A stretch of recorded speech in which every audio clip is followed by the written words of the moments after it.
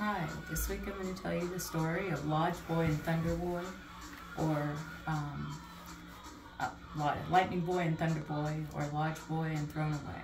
And this is their origin story and an introduction to them, and then I'll have some other stories following about their adventures. But the beginning of Lodge Boy and Thrown Away.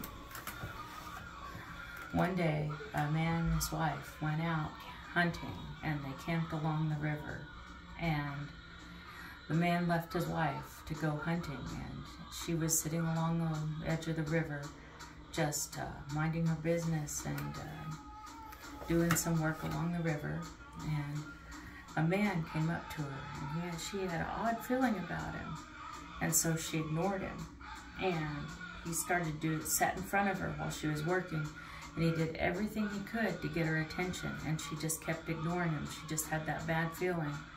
And so he did everything. He made faces at her and tried to get her to look at him, and she wouldn't, and he even started a fire behind her on the water, and she just reached behind herself and put it out, and he finally got up and went away. And when her husband came home, she told him about it, and he said, "That's good."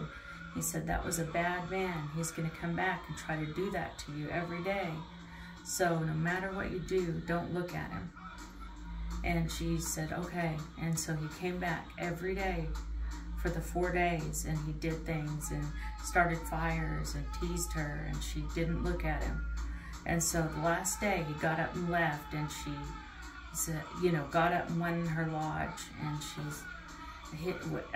went in, and she just couldn't help herself. When he was walking away, she said, "I did it. I didn't look at him, but I just can't help myself. I gotta look." And so she peeked out between the lodge tent and looked at him, and he had two faces, one in the front and one in the back. And from behind his elbows, he had these sharp spikes coming out from his elbows made of bone. And he jumped, and he said, "Aha, I knew you couldn't help yourself. I knew you'd have to look." And he ran back in and ran into her lodge and stabbed her to death with his elbow spikes. And so when her husband came home, he found her dead inside the lodge, stabbed to death with the elbow spikes. But she'd been very pregnant with his children.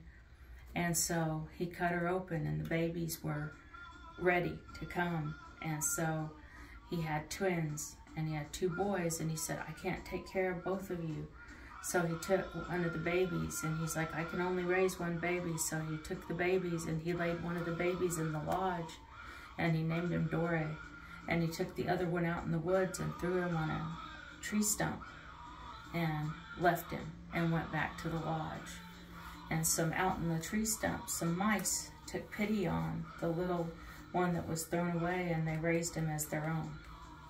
And so the Dore grew up to a young boy, and the mice raised the one out in the wild and named him Duya. And he grew up as a wild boy, kind of like an animal, but he'd go and he'd watch his brother play, and when he got old enough, he'd start singing to him, and he'd say, "Brother, brother, your father only feeds you dried meat, and brother, my grandmother only feeds me wild beans." And the little boy would say, "Father, this boy, he sings to me every day, and I don't know who he is. I don't know what's going on." And he said, his father was glad. He said, "Oh, that's your brother. He must have survived. The wild animals must have taken pity on him and fed him." And he said, "That's good." And so that's the last he heard of him. And the little boy didn't want anything to do with his father because he had thrown him away. And so, but he wanted to know his brother.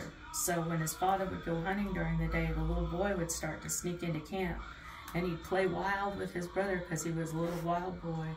And then every day when he left, he'd say, "Forget," to Dore. And Dore would forget him. And then one day they played for a long time, and when he left, he forgot to say "forget." And Dore remembered him and told his father.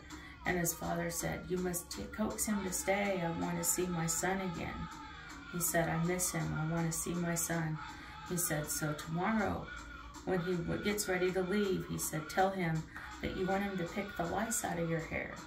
He said, and when he finishes, tell him that you want to do the same to him and wrap your fingers in his scalp lock. He said, and when he tries to run, hold on to him. And so he did. He got his brother to pick the lice out of his hair, and when it was his turn, he turned around to louse him and wrapped his fingers in his scalp lock, and when he tried to run, he caught him, and his father jumped out and cut off his scalp lock. And when he did that, Thrown Away didn't have the power to leave, and he had to stay with his father and his brother, and in that way they were reunited and got to stay together, and he came home. A hoe and my dough.